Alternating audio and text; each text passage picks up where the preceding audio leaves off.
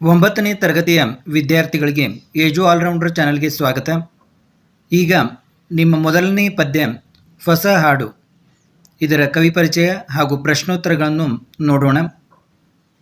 ನಿಮ್ಮ ಎಲ್ಲ ವಿಷಯಗಳಿಗಾಗಿ ನಮ್ಮ ಚಾನಲನ್ನು ಸಬ್ಸ್ಕ್ರೈಬ್ ಮಾಡಿ ಹಾಗೂ ನಿರಂತರವಾಗಿ ನಾವು ಮಾಡುವ ವಿಡಿಯೋಗಳನ್ನು ನೋಡಿ.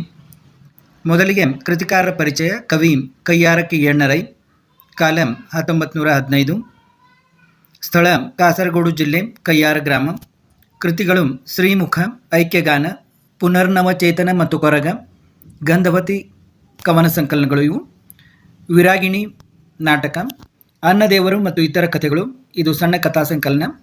ರತ್ನಾಕರ ಪರಶುರಾಮ ಎ ಬಿ ಶೆಟ್ಟಿ ಇವರ ಜೀವನ ಚರಿತ್ರೆಯನ್ನು ಕೂಡ ಇವರು ಬರೆದಿದ್ದಾರೆ. ದುಡಿತವೇ ನನ್ನ ದೇವರು ಆತ್ಮಕಥೆ. ಗೋವಿಂದ ಪೈ ಸ್ಮೃತಿ ಕೃತಿ, ಸಾಹಿತ್ಯ ದೃಷ್ಟಿ ವಿಮರ್ಶಾ ಕೃತಿ. ಪಂಚಮಿ ಇವರ ಅನುವಾದ ಕೃತಿ.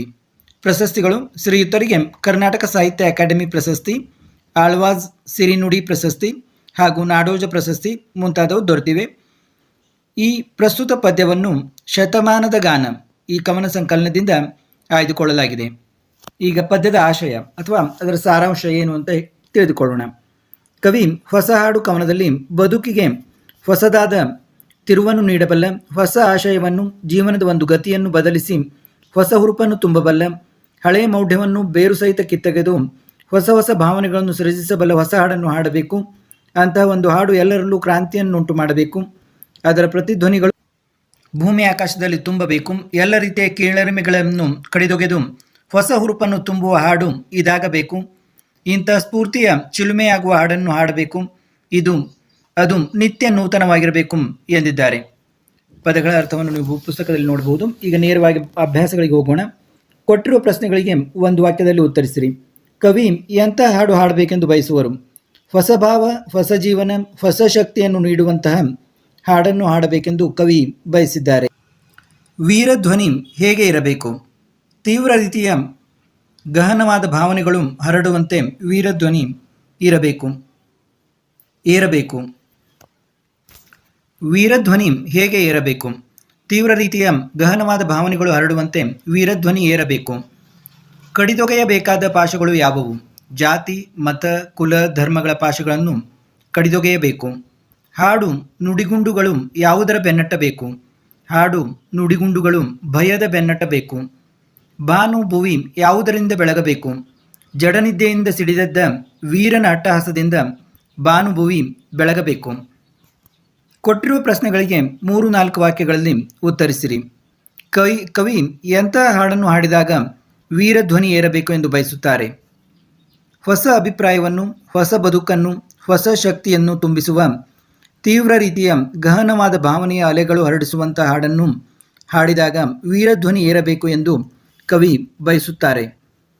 ಕವಿ ಎಂಥ ಹಾಡು ಗುಡುಗಬೇಕು ಎಂದು ಆಶಿಸುತ್ತಾರೆ?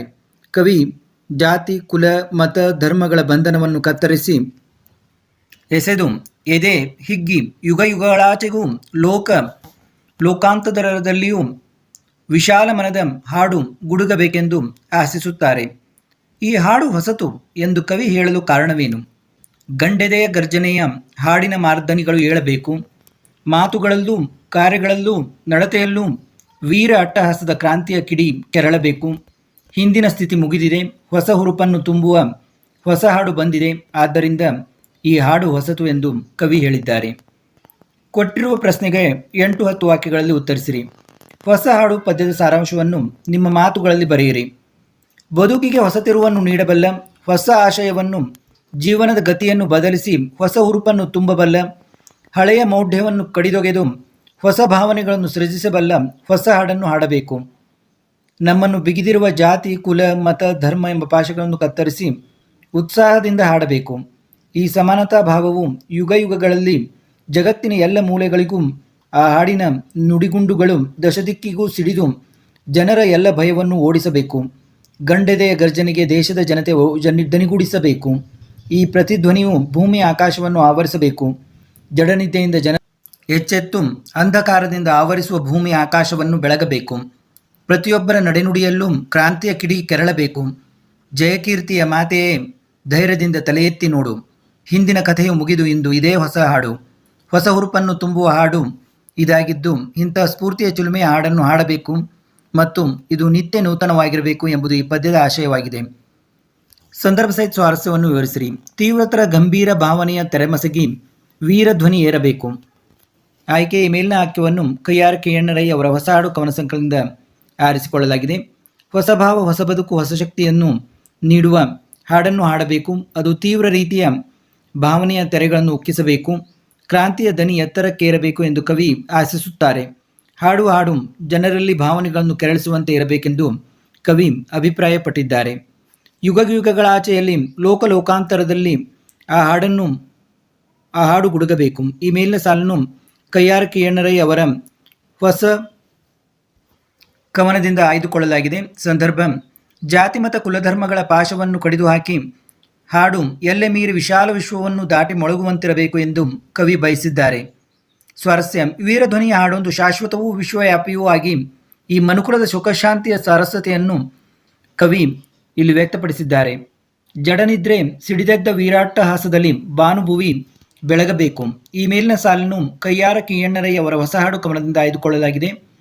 ಜನರು ಮೌಢ್ಯಗಳೆಂಬ ಜಡನಿದ್ರೆಯಿಂದ ಎಚ್ಚೆತ್ತುಕೊಳ್ಳುವಂತಹ ಹಾಡೊಂದು ಮೊಳಗಿ ವೀರರ ಅಟ್ಟಹಾಸದಲ್ಲಿ ಭೂಮಿ ಆಕಾಶಗಳಲ್ಲಿ ರಾರಾಜಿಸಬೇಕೆಂದು ಕವಿಯ ಆಶಯವಾಗಿದೆ.